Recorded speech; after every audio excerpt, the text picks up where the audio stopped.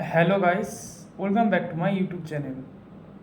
তো আমার প্রিয় নিট 2024 অ্যাসপিরেন্ট ভাই ও বোনেরা, তো তোমরা লাস্ট ভিডিওতে তোমরা দেখেছো যে আমি যে চ্যাপ্টারটা শুরু করেছিলাম ক্লাস 11-এ, সেটা হচ্ছে এক্সক্রেটরি প্রোডাক্টস অ্যান্ড দেয়ার এলিমিনেশন। এবং এই চ্যাপ্টারটা আমি যতটুকু পর্যন্ত ডিসকাস করেছিলাম সেটা হচ্ছে ইউরিন ফর্মেশনের তিনটা মেজর স্টেপ, অর্থাৎ আল্ট্রাফিল্ট্রেশন, রিঅ্যাবজর্পশন অ্যান্ড সিক্রেশন, যে তিনটা খুব ইম্পর্টেন্ট স্টেপ যেখান থেকে কোশ্চেন আসে।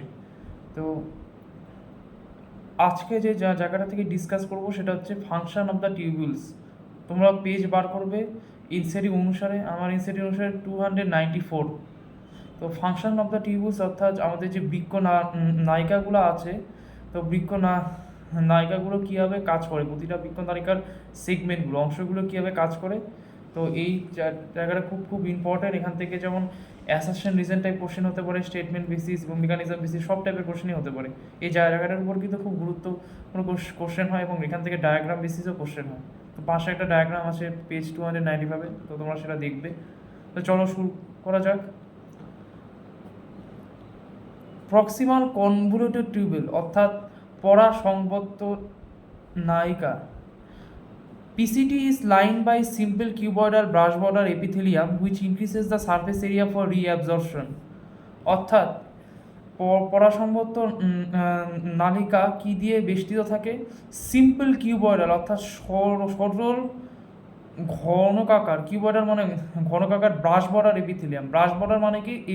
এই এপিথেলিয়ামের গায়ে ব্রাশ বর্ডারের মতো, অর্থাৎ ব্রাশের কেমন হয় একদম, আমরা যখন ব্রাশ দেখি তো ব্রাশটা দেখি কেমন হয়, যে সুচুচলো মানে অনেক প্রবর্তক থাকে বা ব্রাশের মতো। তো তার এই এপিথেলিয়ামের একটা ব্রাশের মতো আচরণ থাকে, ব্রাশ বর্ডার যেটাকে বলা হয়। এবং এই যে প্রবর্তক অংশগুলো থাকে ব্রাশ বর্ডার এপিথেলিয়ামে, তো এই যে প্রবর্তক অংশগুলো এগুলো কী করে? এগুলো পুনর্বিশ্লেষণের জন্য সারফেস এরিয়া অর্থাৎ শোষণতল বৃদ্ধি করতে সাহায্য করে। Nearly all of the essential nutrients and 70 থেকে 80% of the electrolytes and water are reabsorbed by this segment. অর্থাৎ এইটা খুব ইম্পর্টেন্ট যে লাইনটা, যে প্রায় সব রকমই গুরুত্বপূর্ণ পুষ্টিদ্রব্য এবং 70 থেকে 80% ইলেকট্রোলাইটস মানে কি, যে sodium ion, potassium ion, bicarbonate ion, আরও বিভিন্ন রকমের আয়ন এবং জল এই পরাসংবদ্ধ নালিকায় পুনর্বিশ্বসিত হয়। PCT also helps to maintain the pH and ionic balance of the body fluids by selective secretion of hydrogen ion, ammonia and potassium ions into the filtrate and by absorption of bicarbonate from it. তো এই লাইনটা খুব খুব important, যে এই পরাসংবদ্ধ নালিকা কি কি করে, আমাদের যে দেহতরল, তাদের দেহতরলের পিএইচটা এবং আয়নিক ব্যালেন্স অর্থাৎ আয়নের ভারসাম্য বজায় রাখতে সাহায্য করে। তেমনি পিএইচের ভারসাম্য বজায় রাখে। এবং এই পদ্ধতিটা কিসের দ্বারা সম্পন্ন হয়? Selective secretion of hydrogen ion, ammonia এবং potassium ion into the filtrate. অর্থাৎ এই যে পরিশ্রুত তরল উৎপন্ন হয় তো তাদের মধ্যে সিলেক্টিভ সিক্রেশন অর্থাৎ নির্বাচিত ক্ষরণ ঘটে থাকে বিশেষ কয়েকটা আয়নের, হাইড্রোজেন আয়নের ঘটে থাকে, অ্যামোনিয়া এবং পটাশিয়াম আয়নের এবং বাইকার্বনেট আয়ন এতে পুনর্বিশ্বসিত হয়। এবং এই ঘটনাটার ফলেই এই পরাসংবদ্ধ নালিকা আমাদের দেহতরলে পিএইচ এবং আয়নের ভারসাম্যটা বজায় রাখতে সাহায্য করে। মাইন্ডলি এটা কিন্তু মনে রাখতে হবে। এখান থেকে কিন্তু কনসেপচুয়াল কোশ্চেন আসতেই পারে। নেক্সট দেখো কি বলছে, Henle's loop. Reabsorption is minimum in its ascending limb. অর্থাৎ হেনলিস লুপের আমরা এর আগে পড়েছি যে দুটো বাহু থাকে, ডিসেন্ডিং লিম্ফ এবং অ্যাসেন্ডিং লিম্ফ, অর্থাৎ ঊর্ধ্বমুখী বাহু এবং নিম্নমুখী বাহু। অর্থাৎ এই হেনলিস লুপের ঊর্ধ্বমুখী বাহুতে পুনর্বিশ্বসনের হারটা সবচেয়ে কম হয়। However, these regions play a significant role in the maintenance of high osmolarity of medullary interstitial fluid. অর্থাৎ এটা খুব খুব ইম্পর্টেন্ট, যে খুব খুব একটা ভালো কনসেপ্টও, যে এই যে হেনলিস লুপ আছে, এই হেনলিস লুপ কী করে? মেডুলারি ইন্টারস্টিশিয়াল তরলের মধ্যে হাই অসমোলারিটি অর্থাৎ অধিক গাঢ়ত্ব সৃষ্টি করতে সাহায্য করে। এবং যে কোনো দেহতরলের অধিকারতা বজায় রাখতে গুরুত্বপূর্ণ ভূমিকা পালন করে। অর্থাৎ এখানেই দেখবে যে ইউরিন কনসেন্ট্রেশন, আমরা যে বলি না মূত্র বেশি গাঢ়ত্ব, তো এই হিলিস লুপের দ্বারাই হয়। The descending loop of Henle is permeable to water but almost impermeable to electrolytes. অর্থাৎ হেনলিস লুপের যে নিম্নমুখী বাহু, এই নিম্নমুখী বাহু কী হয়, জলের প্রতি ভেদ্য হয়, বাট বিভিন্ন প্রকার আয়নের প্রতি, যেমন সোডিয়াম থেকে শুরু করে আরও বিভিন্ন প্রকার আয়ন, তো তাদের প্রতি অভেদ্য হয়। This concentrates the filtrate as it moves down. অর্থাৎ কী করে, যেহেতু এই হেনলি লুপের নিম্নমুখী বাহুটা জলের প্রতি ভেদ্য, বিভিন্ন আয়নের প্রতি অভেদ্য, তো জলের প্রতি ভেদ্য হওয়ার জন্য কী হয়, এই অংশে যখন এই অংশের মধ্যে দিয়ে দেহ তরলটা পরিশ্রুত তরলটা যায়, তো এই অংশে গাঢ়ত্বটা সৃষ্টি হয়, গাঢ়তে পার্থক্যটা বেশি সৃষ্টি হয় এবং পরিশ্রুত তরলটা বেশি গাঢ়ত্ব হতে থাকে। খুব important concept. The ascending limb is impermeable to water but allows transport of electrolytes actively or passively. অর্থাৎ হেনলি লুপের যে ঊর্ধ্বমুখী বাহুটা, সেটা জলের প্রতি অভেদ্য হয়, বাট বিভিন্ন প্রকার আয়নের প্রতি এবং সোডিয়াম আয়ন, বিভিন্ন প্রকার আয়নের প্রতি এগুলো ভেদ্য হয়। এবং এই ঊর্ধ্বমুখী বাহুটা কী হয়, বিভিন্ন প্রকার আয়নের পরিবহনে সাহায্য করে, সেটা সক্রিয়ভাবে হতে পারে, নিষ্ক্রিয়ভাবেও হতে পারে।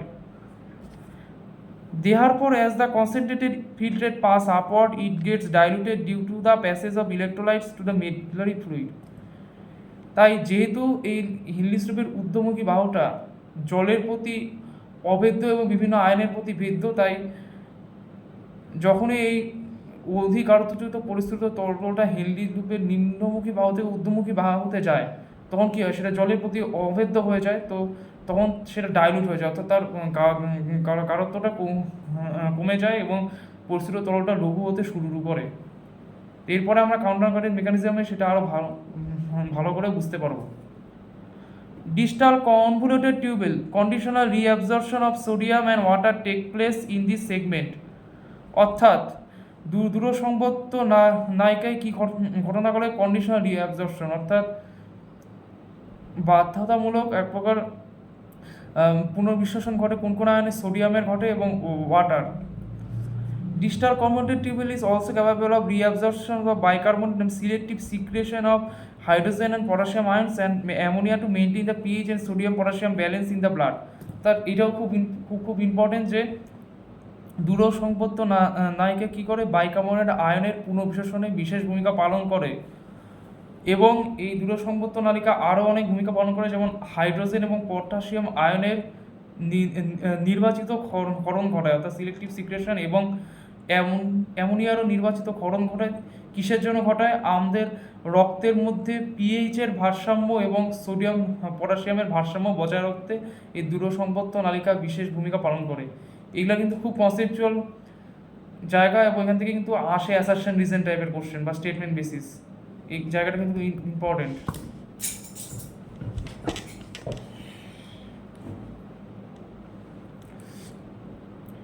তো নেক্সট দেখো কি বলছে, collecting duct. This long duct extend from the cortex of the kidney to the inner parts of the medulla. অর্থাৎ সংগ্রাহক নলিকা আমরা দেখেছি যে এক প্রকার সোজা একটা লম্বা নায়িকা, এবং এটা কি কোথা থেকে কোথায় বিস্তৃত থাকে, কিডনি বৃক্কের কর্টেক্স অঞ্চল থেকে মেডুলা পর্যন্ত বিস্তৃত থাকে। Large amount of water could be reabsorbed from this region to produce a concentrated urine. অর্থাৎ এই সংগ্রাহক নালিকায় কী ঘটে, প্রচুর পরিমাণে জল পুনর্বিশ্বসিত হয়। কিসের জন্য, যদি জল প্রচুর পরিমাণে পুনর্বিশ্বসিত হয়, তো পরিশ্রুত তরলটা কী হয়, বেশি গাঢ়ত্বযুক্ত হয়, পরিশ্রুত তরলের গাঢ়ত্ব অধিক পরিমাণ বাড়তে থাকে। এর ফলে আমাদের মূত্র গাঢ়ত্ব বেশি হয়, অর্থাৎ মূত্রের গাঢ়ত্ব বৃদ্ধি করার জন্যই এই অংশে প্রচুর পরিমাণে জলের পুনর্বিশ্লেষণ ঘটে। This segment allows passage of small amounts of urea into the medullary interstitium to keep up the osmolarity. অর্থাৎ এই সংগ্রাহক নালিকা এর যে অংশটা কি করে, খুব অল্প পরিমাণে ইউরিয়া সংরক্ষণ করতে সাহায্য করে। তো খুব অল্প পরিমাণে ইউরিয়া সম্ভব নায়িকার মধ্য দিয়ে প্রবাহিত হয় কোথায়, মেডুলারি ইন্টারসিস্টেম, অর্থাৎ মেডুলারি ইন্টারসিস্টিয়াম অংশে কী হয়, অসমোলারিটিটা বজায় রাখতে, অর্থাৎ ওস্টোভেনের ভারসাম্য বজায় রাখতে বিশেষভাবে ভূমিকা পালন করে। It also plays a role in the maintenance of pH and ionic balance of blood by selective secretion of hydrogen and potassium ion. অর্থাৎ এই সংগ্রাহক নায়িকাটা কী করে, আমাদের রক্তের মধ্যে পিএইচ এবং আয়নের ভারসাম্য যেমন একদিকে বজায় রাখতে বিশেষ ভূমিকা পালন করে, তেমনি হাইড্রোজেন এবং পটাশিয়াম আয়নের নির্বাচিত ক্ষরণ প্রক্রিয়ায় বিশেষভাবে অংশগ্রহণ করে। তো তোমরা একটা দেখো ফিগার 19.5-এ, তোমরা যারা বই খুলে আছো তো দেখো যে ফিগার 19.5-এ একটা ছবি দেওয়া আছে যে reabsorption and secretion of major substance at different parts of the nephrons, arrows indicate direction of movement of materials. অর্থাৎ আমরা যে দেখলাম যে নেফ্রনের বিভিন্ন অংশে কী কী পদার্থ পুনর্বিশ্বসিত হয় এবং ক্ষয়িত হয় তার একটা ছবি দেওয়া আছে। এখানে যে ডিরেকশনগুলো দেওয়া আছে সেটা হচ্ছে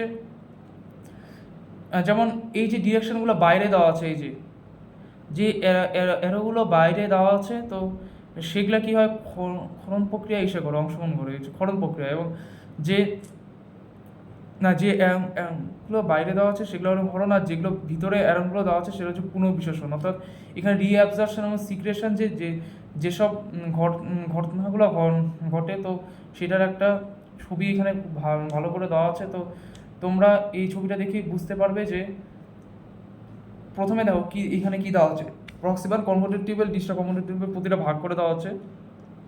তো ফার্স্টে যে আমরা যদি আলোচনা করি, ছবিটা ভালো করে দেখো তোমরা, যে এটা হচ্ছে প্রক্সিমাল কনভোলুটেড টিউবেল অর্থাৎ পরাসংবদ্ধ নালিকা। তো পরাসংবদ্ধ নালিকায় আমরা জানি যে বাইকার্বনেট আয়ন পুনর্বিশ্বসিত হয়, রিঅ্যাবজর্পশনস হয়, তো অ্যারোটা ওই জন্য বাইরে।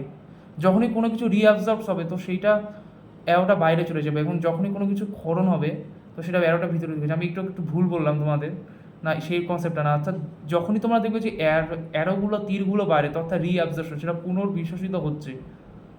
এবং যে অ্যারোগুলো ভিতরের দিকে, যখন অ্যারোগুলো থাকবে যে এই দিকে মানে কিছুর দিকে ঢুকছে, তো তখন সেটা হবে ক্ষরণ, সিক্রেশন, সিলেক্টিভ সিক্রেশন। তো এখানে দেখো বাইকার্বনেট আয়ন রিঅ্যাবজর্পশন হচ্ছে, ওই জন্য অ্যারোটা বাইরে।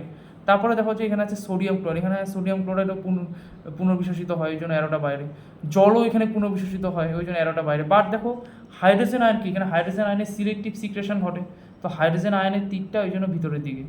তো তোমরা এখানে দেখো যে প্রচুর পরিমাণে পুষ্টিদ্রব্য পুনর্বিশ্বসিত হয়, নিউট্রিয়েন্টস, ওই জন্য অ্যারোটা বাইরে।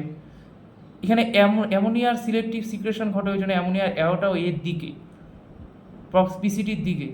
এবং দেখো পটাশিয়াম আয়নের এখানে পুনর্বিশ্বসন ঘটে, ওই জন্য এখানে বাইরে অ্যারোটা। তো এটা মনে রাখতে পারো যে তোমরা, এটা সহজেই মনে রাখতে হবে যে কী কী আয়ন বা কী কী জিনিস পুনর্বিশ্বসিত হচ্ছে এবং কী কী নির্বাচিত ক্ষরণ ঘটছে, অর্থাৎ সিলেক্টিভ সিক্রেশন। তারপরে দেখো হেনরি গ্রুপের নিম্নমুখী বাহু। তো নিম্নমুখী বাহুতে কি জল প্রচুর পরিমাণে পুনর্বিশ্বসিত হয়, তো জল যেহেতু পুনর্বিশ্বসিত হয় ওই জন্য অ্যারোটা বাইরের দিকে, মেরুয়ারি ইন্টারস্টিশিয়ামের দিকে। তো বাইরেটা কি মেরুয়ারি ইন্টারস্টিশিয়াম, তো যখনই পুনর্বিশ্বসিত হবে সেটা মেরুয়ারি ইন্টারস্টিশিয়ামে প্রবেশ করবে, তো এই জন্য অ্যারোটা বাইরের দিকে জল। তো দেখো এই যে পরিস্থিত তলটা নিচে নামতেই থাকলো দিয়ে কী করলো, এই যে নিম্নমুখী বাহু থেকে তারপরে এই যে হেয়ার বেন্ডটা, একটা বেন্ড আছে করে তারপরে অ্যাসেন্ডিং লিম্বে প্রবেশ করার পর কী হলো, যে এই অংশে দেখবে যে ইউরিয়া যে থিন অংশটা, মানে ঊর্ধ্বমুখী বাহুর যে সরু অংশটা, এই সরু অংশটাতে কী দেখা যাচ্ছে যে ইউরিয়া কিছু পরিমাণে ক্ষরিত হচ্ছে, সিলেক্টিভ সিক্রেশন করছে ইউরিয়া। বাট এখান থেকে কী হচ্ছে, সোডিয়াম ক্লোরাইডে রিঅ্যাবজর্পশন করছে, সোডিয়াম ক্লোরাইডে পুনর্বিশ্বসন ঘটছে। এবং কী হয়, থিক সেগমেন্ট অর্থাৎ যে পুরু অংশটা ঊর্ধ্বমুখী বাহুর, এখান থেকেও সোডিয়াম ক্লোরাইডের সিলেক্টিভ সিক্রেশন ঘটছে, না সিলেক্টিভ সিক্রেশন কেন বলি, সরি, রিঅ্যাবজর্পশন ঘটছে, অর্থাৎ পুনর্বিশ্বসন ঘটছে। তারপরে দেখো পরিস্থিত তলটা উঠতে কোথায় গেল, একেবারে দূরসংবদ্ধ নালিকা। অর্থাৎ দূরসংবদ্ধ নালিকায় যাওয়ার পরই তোমরা দেখবে যে এখান থেকে সোডিয়াম ক্লোরাইড প্রথমেই পুনর্বিশ্বসন হচ্ছে, তো ওই যে অ্যারোটা বাইরে। পটাশিয়াম আয়নের সিলেক্টিভ সিক্রেশন ঘটছে, ওই জন্য অ্যারোটা ভিতরের দিকে। জলের পুনর্বিশ্বসন ঘটছে, ওই জন্য অ্যারোটা বাইরের দিকে। হাইড্রোজেন আয়নের নির্বাচিত ক্ষরণ ঘটছে, অর্থাৎ সিলেক্টিভ সিক্রেশন, ওই জন্য অ্যারোটা ভিতরের দিকে। বাইকার্বনেট আয়নের পুনর্বিশ্বসন ঘটছে, ওই জন্য অ্যারোটা বাইরের দিকে। তারপরে এই পরিস্থিত তলটা কোথায় প্রবেশ হলো, কালেক্টিংটা, সংগ্রাহক নালিকার একেবারে নিচের যে মোটা অংশটা, একেবারে দেখো তোমরা নিচের একেবারে অংশটা, এই অংশটা কি দেখা যাচ্ছে, প্রচুর পরিমাণে জল রিঅ্যাবজর্ব হচ্ছে, ওটা প্রচুর পরিমাণে জলে পুনর্বিশ্বসন হচ্ছে। তো এটা বললাম কিসের জন্য, টু কনসেন্ট্রেট দ্য ইউরিন, অর্থাৎ মূত্রের গাঢ়ত্বটা বৃদ্ধি করার জন্য ঘটনাটা ঘটছে। এবং কী করছে, এখান থেকে ইউরিয়ারও রিঅ্যাবজর্পশন করছে, ইউরিয়ার পুনর্বিশ্বসন ঘটছে। এবং এই পুনর্বিশ্বসিত ইউরিয়া কী হচ্ছে, এই হেনলি লুপের যে ঊর্ধ্বমুখী বাহু সরু অংশে পুনরায় ক্ষরিত হচ্ছে, সিলেক্টিভ সিগ্রেশন ঘটছে। তো এই ছবিটা তোমরা ইজিলি ভালো করে বুঝতে হবে যদি ডিপলি চিন্তা করো এই কনসেপ্ট থেকে, এই কনসেপ্টটা পড়লে। তো তারপরে দেখো খুব ইম্পর্টেন্ট যে mechanism of concentration of the filtrate. Mammals have the ability to produce A concentrate urine, অর্থাৎ আমাদের স্তন্যপায়ীদের একটা বিশেষ ক্ষমতা থাকে, কি হয়, মূত্রের গাঢ়ত্ব বৃদ্ধি করার একটা বিশেষ ব্যবস্থা থাকে। Henle's loop and vasa recta play a significant role in this, অর্থাৎ এই হেনলি লুপ এবং ভাসারেক্টা এই মূত্রের গাঢ়ত্ব বৃদ্ধি করার জন্য বিশেষ ভূমিকা পালন করে। The flow of filtrate in the two limbs of Henle's loop is in opposite direction and thus form a counter current, অর্থাৎ কি হয়, এই হেনলিস লুপের নিম্নমুখী ঊর্ধ্বমুখী বাহুতে কি হয়, পরিস্থিত তরলের প্রবাহ দিকটা একেবারে বিপরীত, অর্থাৎ হেনলিস লুপের নিম্নমুখী বাহুতে পরিস্থিত তরলটা নিচের দিকে নেমে এসে ডাউনওয়ার্ড ফ্লো হয় এবং ঊর্ধ্বমুখী বাহুতে গিয়ে আপওয়ার্ড ফ্লো হয়। যেহেতু দুটোই তো এই দুই প্রকার বাহুর মধ্য দিয়ে পরিস্থিত তরলের প্রভাব বিপরীতমুখী, তো তাই এটা কি করে, এই কাউন্টার কারেন্ট মেকানিজমে বিশেষভাবে ভূমিকা পালন করে এবং কাউন্টার কারেন্ট প্রভাব সৃষ্টি করে। The flow of blood through the two limbs of vasa recta is also in a counter current pattern, অর্থাৎ একইভাবে এই ভাসা রেক্টা অর্থাৎ এক প্রকার যে রক্তজল, এটা হেনলি লুপকে বেষ্টন করে থাকে। তো এই ভাসা রেক্টার যে দুটো বাহুর মধ্য দিয়ে এই পরিশ্রুত তরলের প্রভাবটাও বিপরীতমুখী হয় এবং সেটা হেনলি লুপেরও বিপরীতমুখী হয়। তো তাই কি হয়, এই জন্য সেটাও এক প্রকার কাউন্টার কারেন্ট প্যাটার্ন সৃষ্টি করতে সাহায্য করে। The proximity between the Henle's loop and the vasa recta as well as the counter current in them help in maintaining and increasing osmolarity towards the inner medullary interstitium, that is from 300 milliosmol liter in the cortex to about 1200 milliosmol per liter in the inner medulla, অর্থাৎ এই হেনলিস loop এবং ভাসা Richter মধ্যে একটা যে close proximity থাকে, একটা association থাকে, তাই এটা কি করে, কাউন্টার কারেন্ট মেকানিজমে যেমন বিশেষভাবে গুরুত্বপূর্ণ ভূমিকা পালন করে, তেমনি আমাদের অভিস্রবণের গাঢ়ত্বটা কী করে, ইনার মেডুলারি ইন্টারসিস্টেম অর্থাৎ মেডুলারি ইন্টারসিস্টিয়ামে বৃদ্ধি করতে সাহায্য করে, অস্মদারিত্বের গাঢ়ত্বটা বৃদ্ধি করতে সাহায্য করে। অর্থাৎ কিডনির কর্টেক্স আর বৃক্কের কর্টেক্স আছে যেমন অভিস্রবণের গাঢ়ত্ব কত থেকে 300 মিলিঅসমোল পার মিলিলিটার, এবং সেটা বাড়তে একেবারে ইনার মেডুলারি ইন্টারসিস্টিয়াম অর্থাৎ অন্তঃমেডুলারি ইন্টারসিস্টিয়াম অংশে একেবারে বাড়তে সে অভিস্রবণের গাঢ়ত্বটা কত পৌঁছায়, খুব বেড়ে গিয়ে 1200 মিলিঅসমোল ইউনিট, অর্থাৎ গাঢ়ত্বটা পরিস্থিত তরলে কী করলো, গাঢ়ত্বটা বৃদ্ধি করলো। খুব ইম্পর্টেন্ট এটা, এই কনসেপ্টগুলো। This gradient is mainly caused by sodium chloride and urea, অর্থাৎ এই কাউন্টার কারেন্ট যে মেকানিজম, অর্থাৎ এই কাউন্টার কারেন্ট মেকানিজমের ফলে যে মিডুলারি ইন্টারস্টিশিয়াম গ্রেডিয়েন্টটা তৈরি হলো। তো মিডুলারি ইন্টারস্টিশিয়াম গ্রেডিয়েন্ট অর্থাৎ অভিস্রবণের যে পার্থক্য সৃষ্টি হলো কর্টেক্স ও মেডুলা অংশে, তো এটা মেনলি কিসের দ্বারা সৃষ্টি হয়, সোডিয়াম ক্লোরাইড এবং ইউরিয়ার। এটা কী হয়, সোডিয়াম ক্লোরাইড ইউরিয়ার পুনর্বিশেষণ এবং নির্বাচিতকরণ সব কিছুর জন্যই ঘটে থাকে। Sodium chloride is transported by the ascending limb of Henle's loop which is exchanged with the descending limb of vasa recta। তো আমি একটু আগেই বললাম যে হেনলিস লুপের ঊর্ধ্বমুখী নিম্নমুখী বাহুতে যেমন প্রভাব বিপরীতমুখী, তেমনি ভাসা রেক্টার দুই বাহুতে প্রভাব বিপরীতমুখী, এবং ভাসা রেক্টার মধ্যে যে পরিস্থিত তরলের প্রভাব সেটাও আবার হেনলিস লুপের বিপরীতমুখী। অর্থাৎ আমরা কি দেখতে পাই, হেনলিস লুপের ঊর্ধ্বমুখী বাহুতে যেমন সোডিয়াম ক্লোরাইড প্রচুর পরিমাণে প্রবাহিত হয়, এই সোডিয়াম ক্লোরাইডটা কী হয়, এক্সচেঞ্জ করে, বিনিময় কোথায় করে, ভাসার একটা নিম্নমুখী বাহুতে, অর্থাৎ ভাসার একটা নিম্নমুখী বাহুর সঙ্গে এই হেনলিস লুপের ঊর্ধ্বমুখী বাহুতে সোডিয়াম ক্লোরাইডের প্রভাবটা আংশিক বিনিময়মুখী হয়। Sodium chloride is return to the interstitium by the ascending portion of the vasa recta, অর্থাৎ এই সোডিয়াম ক্লোরাইডটা পুনরায় আবার ইন্টারস্টিশিয়ামে ফিরে আসে কিসের দ্বারা, এই ভাসা রেক্টার ঊর্ধ্বমুখী বাহু দ্বারা।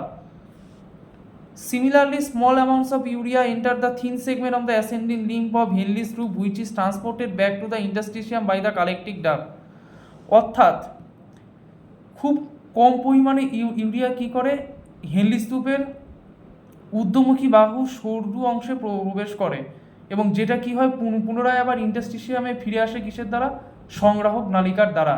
তো কিসের জন্য হয়, এটা অভিস্রবণের ভারসাম্যতা বজায় রাখতে, to keep the maintenance of osmolarity. The above described transport of substances facilitated by the special arrangement of Henle's loop and Vassar rector is called the counter current mechanism. অর্থাৎ এই যে আমরা যে উপরে দেখলাম যে বিভিন্ন রকম দ্রব্যাদি সমূহের প্রভাব এই বৃক্কনালিকায় বিভিন্ন অংশ দিয়ে মধ্যে দিয়ে প্রবাহ এবং তা হিনলিস লুপের মধ্যে যে বিশেষ এক ব্যবস্থা সমূহ এবং ভাষারেক্টের মধ্যে যে বিশেষ ব্যবস্থা সমূহ যে পরিস্থিতি তরলে গাঢ়ত্ব বৃদ্ধি করে, তো এই পুরো ঘটনাটাকে কী হয় কাউন্টার কারেন্ট মেকানিজম, খুব important. This mechanism helps to maintain a concentration gradient in to the medullary interstitium. অর্থাৎ এটা আমরা একটু আগে জানলাম যে এই কাউন্টার কারেন্ট মেকানিজমের ফলে কী হয় মেডুলারি ইন্টারস্টিশিয়াম অংশে পরিশ্রুত তরলের গাঢ়ত্ব খুবই যেমন বৃদ্ধি পায়, তেমনি কর্টেক্স থেকে মেডুলা অংশের মধ্যে এক প্রকার গাঢ়ত্বের পার্থক্য সৃষ্টি হয়। Presence of such interstitial gradient helps in an easy passage of water from the collecting tubule, thereby concentrating the filtered urine. অর্থাৎ এই কাউন্টার কারেন্ট মেকানিজমের ফলে যে গাঢ়ত্বে পরিশ্রুত তরলের গাঢ়ত্বের পার্থক্য সৃষ্টি হলো, তো সেই ঘটনাটা কী করে এই সংগ্রাম নালিকার মধ্যে দিয়ে জলের প্রবাহকে যেমন বৃদ্ধি করতে সাহায্য করে সহজভাবে, তেমনি মূত্রের গাঢ়ত্ব বৃদ্ধি করতেও অধিক পরিমাণে সাহায্য করে। Human kidneys can produce urine nearly 4 times concentrated than the initial filtered from. খুব ইম্পর্টেন্ট যে আমাদের শরীরে যে প্রাথমিকভাবে যে পরিশ্রুত তরল উৎপন্ন হয়, তো পরবর্তীতে আমাদের বৃক্কের দ্বারা যে মূত্র উৎপন্ন হয়, তো মূত্রের গাঢ়ত্ব সেই প্রথমে তৈরি হওয়া পরিশ্রুত তরলের গাঢ়ত্বের প্রায় 4 গুণ হয়। নেক্সট দেখো কি বলছে, regulation of kidney function. The functioning of the kidneys is efficiently monitored and regulated by hormonal feedback mechanism involving the hypothalamus, juxtaglomerular apparatus and to a certain extent the heart. তো আমরা যে দেখলাম বৃক্কের মধ্যে বিভিন্ন ক্রিয়াকলাপ চলে, তো এগুলো বিভিন্ন প্রক্রিয়ার দ্বারা নিয়ন্ত্রিত হয়। সেটা কি হচ্ছে হরমোনের ফিডব্যাক মেকানিজম। হরমোনের ফিডব্যাক প্রক্রিয়া তোমরা জানোই যে পজিটিভ এবং নেগেটিভ ফিডব্যাক প্রক্রিয়া নয়তো পরে পড়বে হরমোনের চ্যাপ্টারে। এবং এটার মধ্যে কী কী ইনভলভ থাকে, হাইপোথ্যালামাস নামক এক প্রকার অংশ, জাস্টাগ্লোমেরুলার অ্যাপারেটাস, এর আগেই চ্যাপ্টারের শুরুতে আমরা পড়েছি কী জিনিস, এবং কিছু ক্ষেত্রে হৃৎপিণ্ড বিশেষভাবে ভূমিকা পালন করে। কিসের ভূমিকা? কিডনির ক্রিয়াকলাপকে নিয়ন্ত্রিত করতে। Osmoreceptors in the body are activated by changes in blood volume। অর্থাৎ আমাদের শরীরের মধ্যে প্রচুর জনিত অনেক গ্রাহক অঞ্চল আছে, তো সেগুলা কী হয় কিসের দ্বারা সক্রিয় হয়? যখন আমাদের শরীরে রক্তের আয়তনের পরিবর্তন হয়, এবং তার সাথে সাথে কী হয় body fluid volume and ionic concentration. অর্থাৎ আমাদের শরীরের দেহ তরল এবং আয়নের গাঢ়ত্বের পরিবর্তন সৃষ্টি হয়, তখন এই শরীরের মধ্যে সংস্রবণজনিত গ্রাহকগুলো উদ্দীপ্ত হয় অর্থাৎ সক্রিয় হয়ে যায়। And excessive loss of fluid from the body can activate this receptor which stimulate the hypothalamus to release antidiuretic hormone or vasopressin from the neurohypophysis. অর্থাৎ আমাদের শরীর থেকে যখন প্রচুর পরিমাণে তরল নির্গত হয়ে যায়, প্রচুর পরিমাণে তরল নষ্ট হয়ে যায়, তো তখন আমাদের শরীর কী করে এই অভিস্রবণজনিত গ্রাহকগুলোকে সক্রিয় করতে সাহায্য করে, এবং তারা কী করে আমাদের হাইপোথ্যালামাস অংশকে উদ্দীপ্ত